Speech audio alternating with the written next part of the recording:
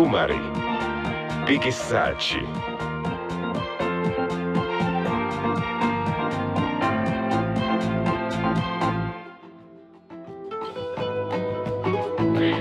მშვიდობისა 8 საათი და 41 წუთი შესრულდა, უკვე 42 და მივესალმოთ ყველას, ვინც ახლა შემოერთდა პიკის საათს. ჩვენ ახლა უნდა გავაგრძელოთ ჩვენს სტუმრებთან ერთად საუბარი და უნდა ვისაუბროთ დოკუმენტურ ფილმზე სვანეთის სულიერი საგანძური, აი იმ მიწაზე, რომელიც ასე ძალიან გვიყვარს ყველას და საინტერესოა რა მასალები შეიკრა იმისთვის, რომ შემდეგ დოკუმენტურ ფილმად ქცეულიყო. ჩვენ სტუდიაში ახლა სტუმრად ყავს ფილმის იდეის ავტორი და წამყვანი ბატონი შალვა კვანჭიანი და თამთა ჭანდურია, დამდგმელი რეჟისორი და სწორედ მათთან ერთად უნდა გავაგრძელოთ იმ შემოქმედებით პროცესზე საუბარი, რაც გაიარა გუნდმა ერთად. დილმშვიდობისა მეგობრებო, ძალიან დიდი მადლობა, რომ ხართ ჩვენთან ერთად და ხართ აი ასეთი მდიდარი მასალით ახლა მოსული, იმიტომ რომ ამ ფილმის პირველადი ჩვენება შეიძლება ამ ტერმინით მოვიხსენი უკვე შედგა, შესაბამისად მაყურებლის ნაწილმაც უკვე ეს ყველაფერი ნახა, მაგრამ დავიწყოთ საუბარი ჩვენი მსმენელისთვის. ბატონო შალვა, როგორ დაიბადა ამ ფილმის იდეა? სვანეთის სულიერი საგანძური, რა იყო ამ ყველაფრის საწყისი თქვენს გონებაში და შემდეგ უკვე გავყვეთ საუბარს და იმ პროცესებზე ვისაუბროთ, თუ რა გზა გაიარეთ ერთად. პირველ რიგში უნდა აღინიშნოს, რომ სვანეთი როგორც საქართველოს ერთ-ერთი ულამაზესი კუთხე ძალიან დიდი ხნის განმავლობაში იყო მოწყვეტილი ცივილიზაციას სხვა კუთხეებთან, საქართველოს სხვა კუთხეებთან შედარებით. ამის პირველი განმაპირობებელი მიზეზი იყო უგზოობა სვანეთში. ძალიან დიდი ხნის განმავლობაში ჩემი წინაპრებიდან მე მოსმენილი მაქვს, რომ ისინი დაახლოებით 100-დან 150 კილომეტრს გადიოდნენ მხოლოდ და მხოლოდ ვიწრო ბილიქით, რომ ბარში ჩამოსულიყვნენ, იქ რაღაცა ეყიდათ და უკან დაბრუნებულიყვნენ. ამან ძალიან უარყოფითი ზეგავლენა მოახდინა სვანეთზე, როგორც მის ყოფით, ისე სულიერ განვითარებაზე. მაგრამ მიუხედავად ამისა, სვანეთი მაინც თავისი შინაგანი ძალების დაძაბით მაინც ახერხებდა იმას, რომ გამკლავებოდა ამ სიძნელეებს და აქედან გამოსავალი ეპოვნა. აი ამ ხნის განმავლობაში სვანეთზე არც ისე ბევრი, მაგრამ არც ისე ცოტა რამ დაიწერა, ითქვა, თუ გადაღებული იქნა ფილმად. მაგრამ ეს სრულებით არ ნიშნავს იმას, რომ სრულყოფილი სურათი მივიღოთ სვანეთზე, რაც მან გააკეთა მიუხედავად რაც თქვით ამ გაჭირვებისა, მის როგორც ყოფით, ისე სულიერ ცხოვრებაში. რომ გადავხედეთ ამ გაკეთებული რაც იყო ამაზე, პირველ რიგში მინდა ყველას მადლობა გადავხადო, ვინც ამ გზაზე ერთი ნაბიჯიც კი გადადგა.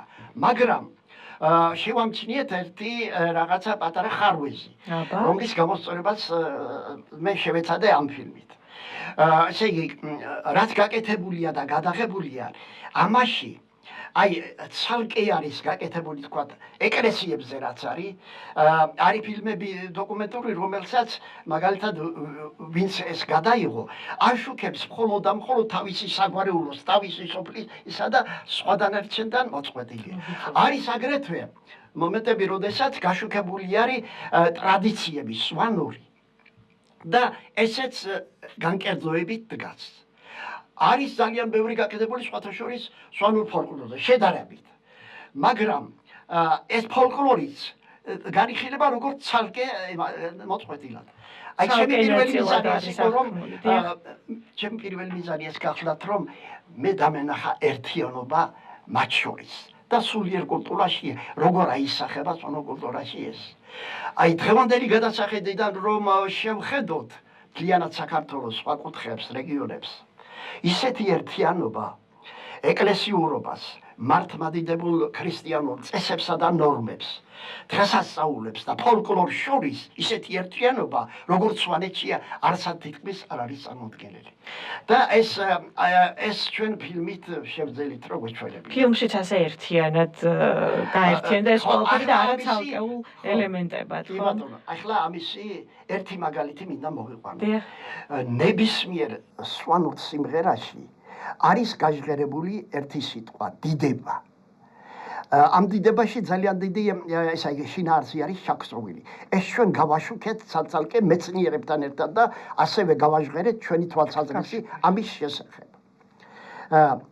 ამ დიდებაში არის გაერთიანებული სწორედ ის, რაც არის ეკლესიურობაში გაკეთებული, რაც არის ტრადიციებში გაკეთებული და რასაც ჰარმონიულად საბოლოოდ კრავს თვითონ ეს სვანური სიმღერა.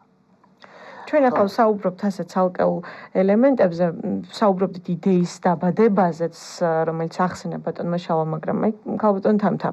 მოვიდა ეს იდეა, გაჩნდა ეს იდეა, დაიწყო საუბარი ამ ყველაფერზე, რომ უნდა გაკეთდეს, რა იყო ის შემდეგი ნაბიჯები და რა იყო ამ ნაბიჯებთან, როცა მიხვედით და დაიწყეთ სვლა. მოგესალმებით. იდეა არის ძალიან კარგი იყო და ამ ფილმზე ჩვენ მუშაობდით რამდენიმე წელი. ეს არ იყო რაღაც ერთ თვეში, ორ თვეში და თუნდაც 6 თვეში გაკეთებული ფილმი. საკმაოდ რთული გასაკეთებელი ფილმი იყო, იმიტომ რომ ძალიან დიდი მასალა იყო. ისეთი საინტერესო იდეები წამოვიდა. მე მეცნიერები ჩავწე იქ რაღაცა დეტალები გავარკვიეთ.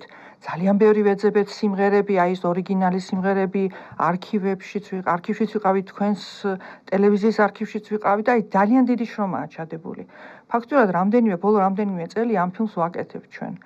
მე ვერ ვიტყვი, ეს არის ჩემი პირველი ფილმი, ხა გაგვიკეთებია ჩვენ, მაგალითად გავაკეთეთ პროექტი მამულიშვილი, სადაც ქართველ ემიგრანტ ბავშვებისთვის გავაკეთეთ ქართველი მამულიშვილების შესახებ ფილმები, გავაკეთეთ ფესვები, სადაც ემიგრანტ ბავშვებს საქართველოს ისტორია ფილმებით მოუყევით. ანუ ბევრი მიმუშავია ხა, მე დამიმონტაჟებია ფილმები, მაგრამ ეს იყო ყველაზე რთული, რაც გაგვიკეთებია და გარდა იმისა, რომ ძალიან დიდი მასალა იყო, აწყობაც საკმაოდ რთული იყო ამისი.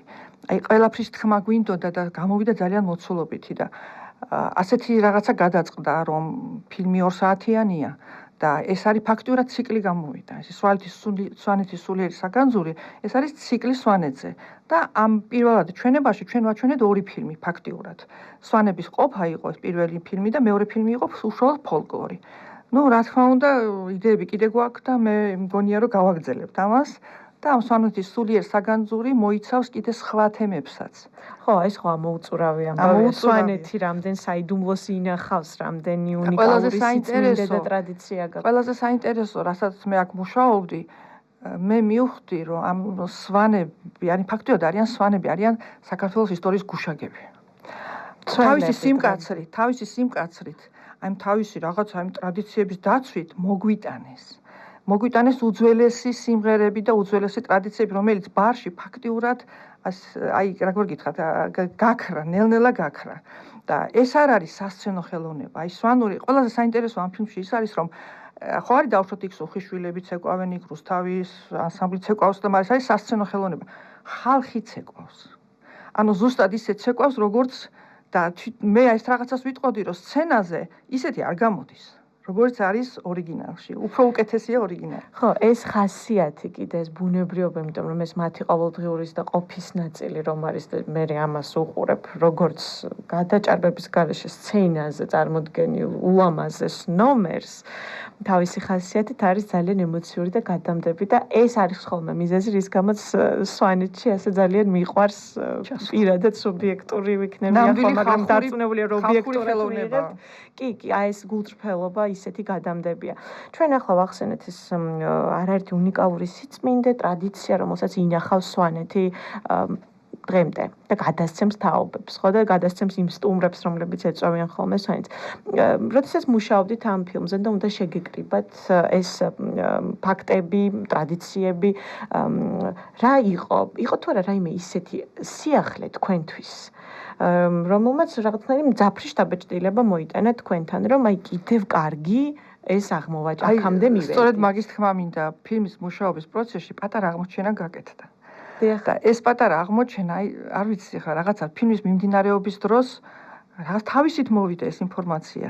ბატონმა შალვამ გაშიფრა სიტყვა დიდება. და მივხვდი რომ რაღაც ამაში სიმართლე არის. მე წავედი მეცნიერთან, ის არის ის მეცნიერი არის ამ ფილმში. და ხომ არ იცი მეთქი აი ეტიმოლოგიურად როგორ შეიძლება ეს სიტყვა გაიშიფროს მე ეტიმოლოგიურად თუ დავშალოთ ლინგვისტურად მეთქი და მე მაქვს მაგაზე სტატიაო. დაწერილი. ანუ ინფორმაცია თვითონ მოვიდა. და მეორე კიდე საინტერესო დეტალი ის იყო, რომ აი რაღაც ადათი არის ხესთან მიდიან და ხეს არჭობენ ტოც და აი ეს ეკლესია ეს ფილმში ხა წინასწარ არ მოყვევი და ისიც გაიშიფრა ძალიან საინტერესოდ.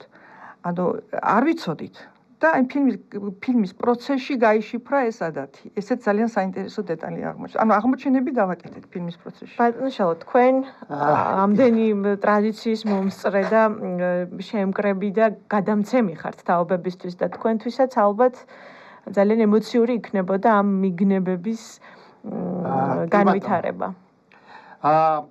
გამომდინარე იქიდან რომ სვანეთი ფაქტიურად გარე სამყაროს მოწყვეტილი იყო და მოკალებული იყო ყოველგვარი იმას, რასაც სხვა კუთხეები თქვათ თავიანთი მისაწვდომობით ახერხებდნენ.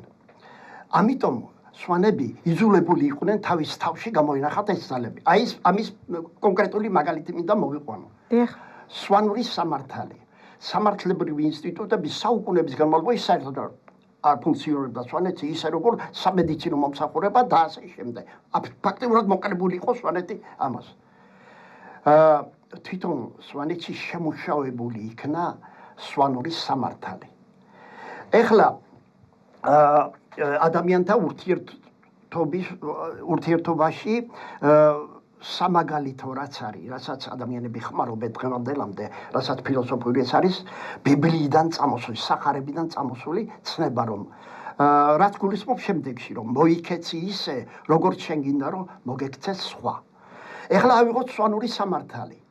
სვანური სამართალი ქართულად რო გადავთარგმნოთ, ზუსტად ანალოგიურად მივიღებთ იმ შინაარსს, რაც არის ბიბლიაში და სახარებაში გატარებული. ეს ერთი. ეხლა მეორე, რადგანაც ის მოწყვეტილი იყო სამედიცინო მომსახურებას და საერთოდ არ შემოდიოდა ამ ხრივ არაფერი, თვითონ სვანეთმა გადაწყვიტა, რომ შებრძოლებოდა ამასაც. და არ არსებობს სვანეთში არც ერთი სოფელი, სადაც ესე იგი მოძებნილი არ იყოს ამა თუ იმ ავადმყოფობის საწინააღმდეგო წამალი. მედიცინის განვითარებაც. განვითარება. ამის მაგალითი, მე ვცხოვრობ სოფელ ლატანში. და ეზაშას ვეძახით, ერთფარჯიანების განაყოფი არის.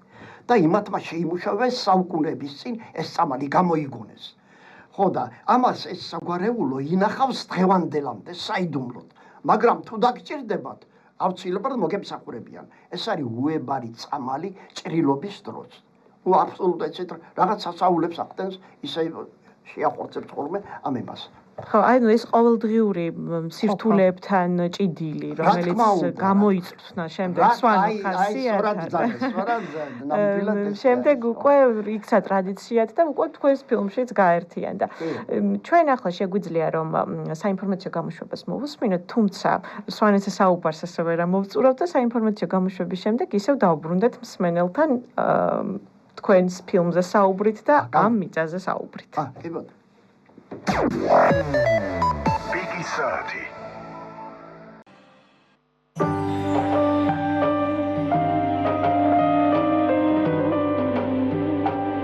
Usmine Kartuls.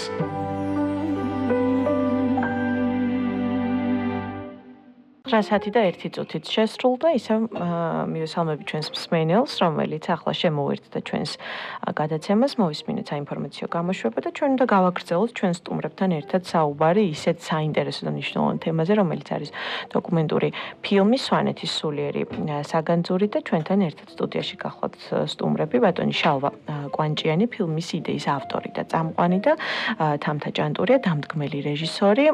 საუბრობდით იმაზე, რომ ნამუშევარი თავისთავადად ორ ნაწილად არის მაყურებლისთვის. პირველ ნაწილში გაერთიანებულია ის ტრადიციები, რომელიც ასე გამოიწრთო და ჩამოყალიბდა სვანეთში საუკუნეების განმავლობაში და მოდით ვისაუბროთ იმ ფოლკლორულ ნაწილზეც, რომელიც გაერთიანდა ამ ფილმში აუცილებლად, იმიტომ რომ როცა ჩვენ ვახსენებთ სვანეთს, დანაშაული არ ვახსენოთ ის მუსიკა, ის ფოლკლორი, რაც ასე შემოუნახა ქართულ კულტურას და იქცა საგანძურად.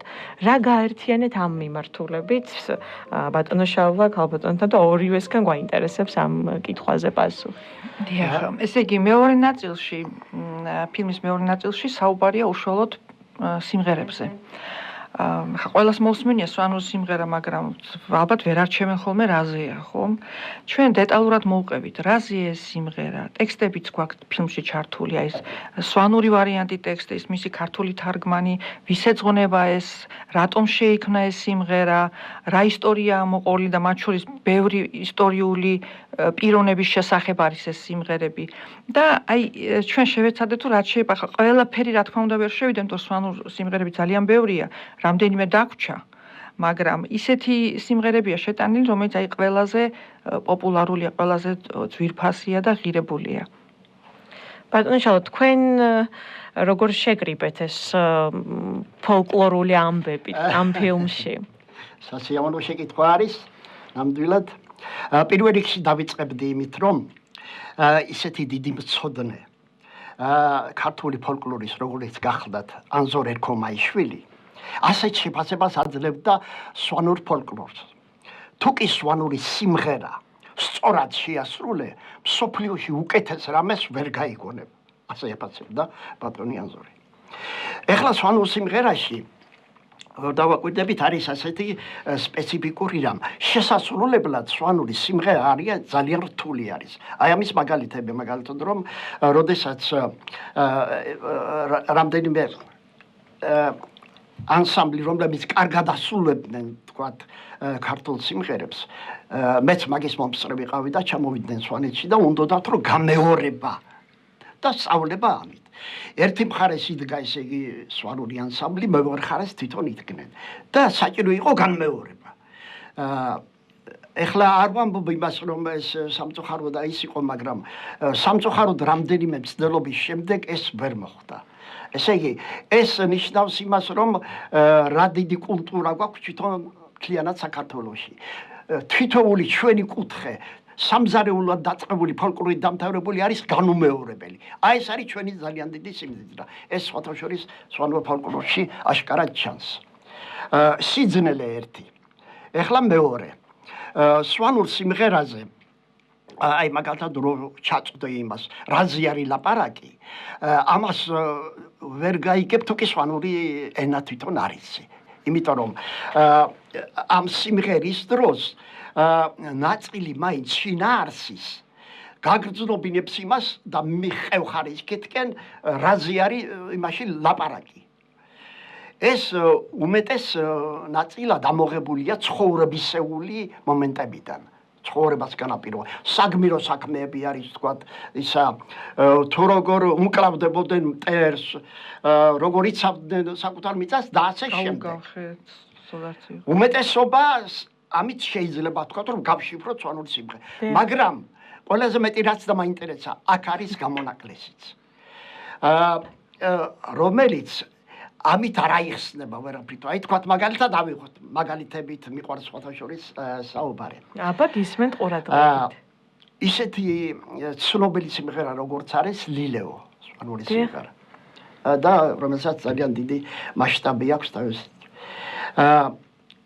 ჩვენ ვამბობთ ამას, რომ ეს არის მზის საგალობელი სიმღერა. მაგრამ დიდი ხნის განმავლობაში ვაკვირდებოდი ამას, მაგრამ სამყაროში ზეცაში მზის გარდა არის, თქვათ, მთვარე, იუპიტერი, ვენერა და ასე შემდეგ. მაინც და მაინც სვანმა რატომ მიაქცია ყურადღება ამას და შექმნა მართლაც და უნიკალური უკვდავი სიმღერა. რა არის ამაში ჩადებული და მე თვითონ დავუსვი ჩემ თავს ასეთი შეკითხვა. და დიდი ხნის განმავლობაში მე მივედი იმ დასკვნამდე, რომ რა არის მზისი ისეთი. და მე გაგიმჟღავნებ ჩემ მოსაზრებას ამის შესახებ. ორი რაღაცა, რაც მზიდან მოდის, ეს არის ისეთი რაღაცა, რომელიც აუცილებელია თვითონ სიცოცხლისათვის. და ადამიანი, როდესაც ამ სამყაროში ცხოვრობს და მოდის, აკვირდება პირველ რიგში იმას, რა არის მისთვის გამოსავალი. და დიდი ხნის განმავლობაში მე მივედი იმ დასკვნამდე, რომ რა არის მზისი ისეთი. და მე გაგიმჟღავნებ ჩემ მოსაზრებას ამის შესახებ. ორი რაღაცა, რაც მზიდან მოდის, ეს არის ისეთი რაღაცა, რომელიც აუცილებელია თვითონ სიცოცხლისათვის. და ადამიანი როდესაც ამ სამყაროში ცხოვრობს და მოდის, აკვირდება პირველ რიგში იმას, რა არის მისთვის გამოსავალი, რომ ეს ცხოვრება და სიცოცხლე გააგრძელოს. აი მზეში მან ნახა ორი რაღაცა, რომლის გვერდისავლა არაფერთ არ შეიძლება. პირველი ეს არის სინათლე, მეორე ეს არის სითბო. ეს ორივე მოდის მზიდან. ხო და ეს რო წარმოვიდგინოთ ერთი წუთით, რომ ეს ორი თვისება ადამიანს და სამყაროს მოაკლდა. ეს ნიშნავს იმას, რომ მოხდება ჯერ პირველ რიგში გამყინვარება და მეორეში ჩვენ ვერაფერს ვერ დავინახავთ ამ სამყაროში. აი რა დიდი საგანძური დევს ამ იმაში და ეს ჩვენმა წინაპარმა მართლაც და გენიოსმა, რომლის სამწუხაროდ რომლის სახელი მე თვითონ არ ვიცი. თორე სიამოვნებით გავაჟღერებდი მთელ მსოფლიოში მის სახელს, როგორც დიდ გამომგონებელს და აღმოჩენს. ასევე გახლავთ მეორე სიმღერა, ეს არის რიჰო. ჩვენ აქ ვამბობთ, რომ რიჰო არის განთიადის საგალობელი სიმღერა. ეხლა ასევე ისმება კითხვა, რა არის განთიადში ისეთი, რომელიც დაინტერესა ჩვენი წინაპარი, რომ ამისთვისაც სიმღერა მიეძღვნა. ესე ხო არ არის, რომ აი მაგალითად რაღაცა მოგეწონა და არა, რა დაინახა მასში ამე შინაარსობრივად. ეხლა ამაზეც მე მიფიქრია და ჩემი დასკვნა ასეთი გახლავთ, რომ განთიადი ეს არის როდესაც სამყაროში სიბნელეს ენაცვლება სინათლე. ეს დაინტერესა ჩვენი წინაპარი, რომ ამისთვისაც სიმღერა მიეძღვნა. ესე ხო არ არის, რომ აი მაგალითად რაღაცა მოგეწონა და არა, რა დაინახა მასში ამე შინაარსობრივად. ეხლა ამაზეც მე მიფიქრია და ჩემი დასკვნა ასეთი გახლავთ, რომ განთიადი ეს არის როდესაც სამყაროში სიბნელეს ენაცვლება სინათლე, შემოდის ის სამყაროში. რა ხდება ამ დროს?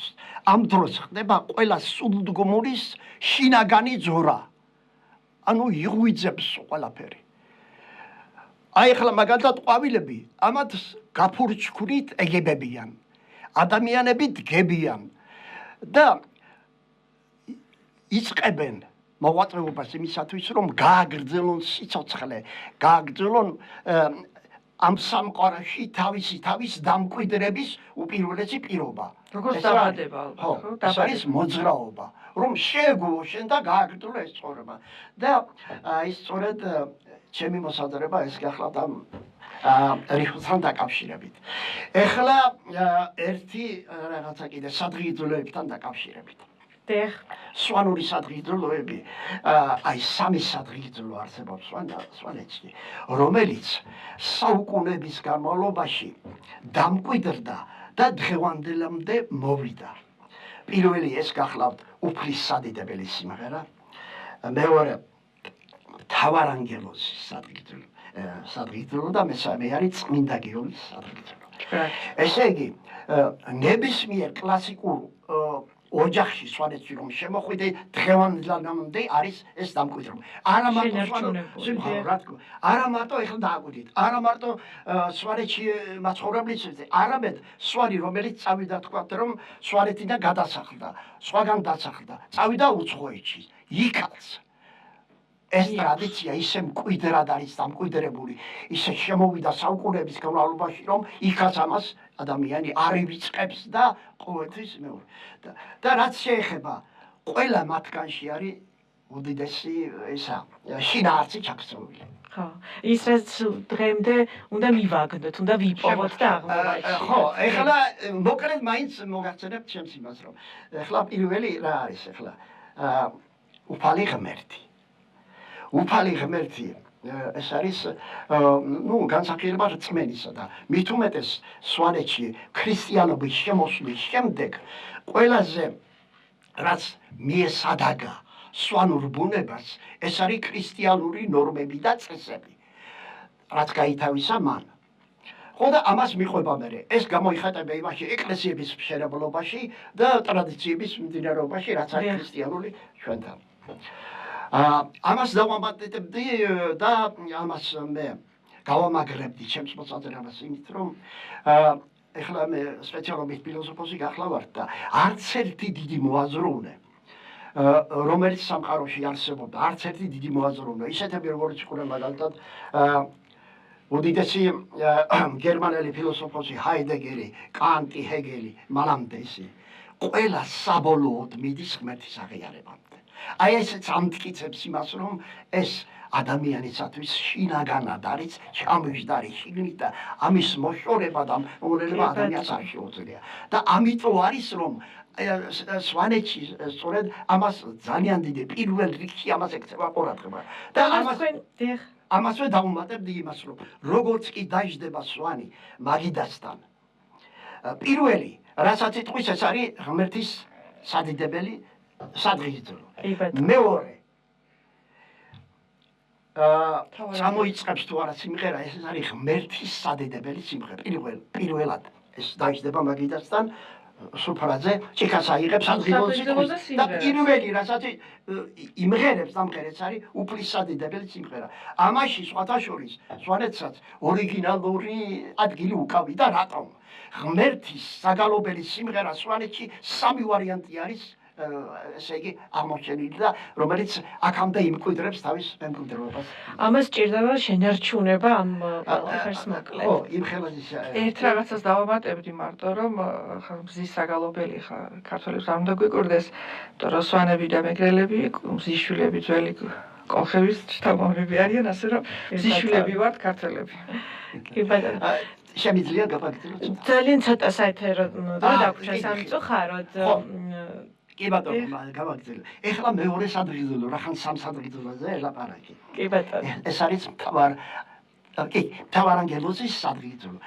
ამაშიც არის ძალიან დიდი შინაარსი ჩაქცეული. რა შემდგომარეობს ეს, რომ ადამიანი დაიბადება თუ არა, ამის შემდეგ ის ყოველთვის მიესწრაფვის მატებას და თვითონ მთავარანგელოზის სიტყვაში არის ჩაქცეული სვანურში, რომ ეს ნიშნავს მატებას. მთავარანგელოზი, ანუ მატებაში მომყოფე მე ამ სამყაროში და ეს არის ბუნებრივი, რაც ის არის. და მესამე, რაც არის ეს არის წმინდა გიორგის ეს არის სადღეგრძელო. ეს რა არის, რომ ქუდის დამხურავი და ვაჟკაცი ყოველთვის ასაჭიროება და საქართველოს. და ამაში მარტო ის არ არის ჩაქცეული, რომ თქვათ მეომარი ხალხი ვარ და ვიცავდი ჩვენ ყოველთვის იმას, მაგრამ მეორე მნიშვნელოვანი მომენტი, რაზეც ყურადღება გავამახვილოთ. ადამიანს სჭირდება ყოველთვის თავისი გენის გაგრძელება. ის რაც ოჯახში იყო დამკვიდრებული, რაც საუკუნეებით მოდიოდა, ეს როცა გრძელდება, ამისთვის მიესწრაფვის და სწორედ ამას ეძღვრება ეს მესამე წმინდა გიორგის სადღეგრძელო. მოკლედ ისეთი საინტერესო საუბარი შედგა, ისე გაღიმებული და ბედნიერი გისმენთ, რომ წარმომიდგენია რა იქნება ის ნამუშევარი, რისი ნახვის შესაძლებლობაც ჩვენ გვექნება. ძალიან დიდი მადლობა უნდა გითხრათ თქვენ ჩვენთან მოსვლისთვის და იმ გაწეული საქმისთვის, რაც გადაჭარბების გარეშე ჩვენს ქვეყანას და ჩვენი ქვეყნის კულტურისთვის და კულტურული მეხსიერებისთვის შექმენით. საუბრობდით დოკუმენტურ ფილმზე სვანეთის სულიერი საგანძური, ბატონი შალვა კვანჭიანი ფილმის იდეის ავტორი და წამყვანი იყო ჩვენთან ერთად სტუდიაში და ქალბატონი თამთა ჭანდურია, დამდგმელი რეჟისორი და მოკლედ წინ გვაქვს ბედნიერება ამ ნამუშევრის ნახვის. ძალიან დიდი მადლობა. ეს სვანური განწყობა და ხასიათი კი ჩვენს ეთერში უნდა გაგრძელდეს ახლა მუსიკალურადაც შავნაბადას უნდა მოვუსმინოთ სვანური ფერხული და შემდეგ უკვე დაგიბრუნდებით ისევ პირდაპირ ეთერში.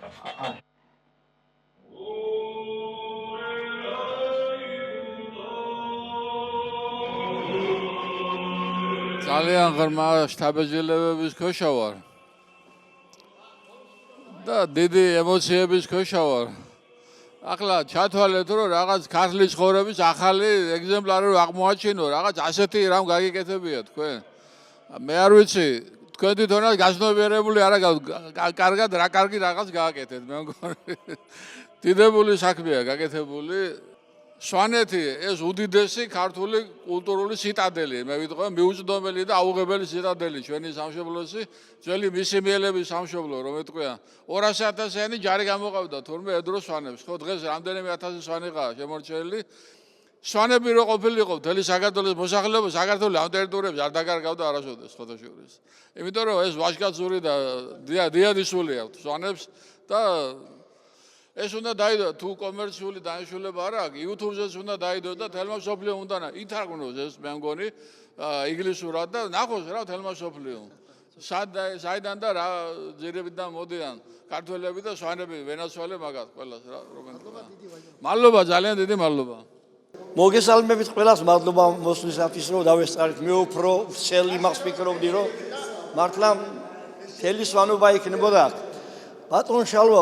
ბატონ შალვა მე მინდა მადლობა გითხრათ ამ გაწეული შრომისათვის ამას ისე იოლად არ ხდება ეს ყველაფერი ბევრი დრო ერთ სიტყვით ნერვიულობა ამბავი მაგრამ ხედავთ რაღაც აქ შედეგს და ეს სასიხარლოა მიხარია რომ დაინტერესდება სვანი ხალხი უფრო ამას რომ დაინახავს ჩვენ ერთიანობა გვჭირდება სვანებს დავირაზოთ უფრო სვანები და ერთად დავდგეთ უფრო განვაახლოთ კიდევ ძველი არ დავივიწყოთ ითაც ჩვენ ვამაყობთ დღეს მე ვამაყობ იმ ძველით და არა დღევანდელობით შემოკარგებ დღეს პატარა გაცივებულია ურთიერთობას რაღაც და უფალმა შეგვაძლევინოს და ლატალის მასხვარმა ერთად ყოფნა და კიდევ მრავალი ასეთი ცოცხლე გურამ მიღწევები აბა მადლობა თქვენ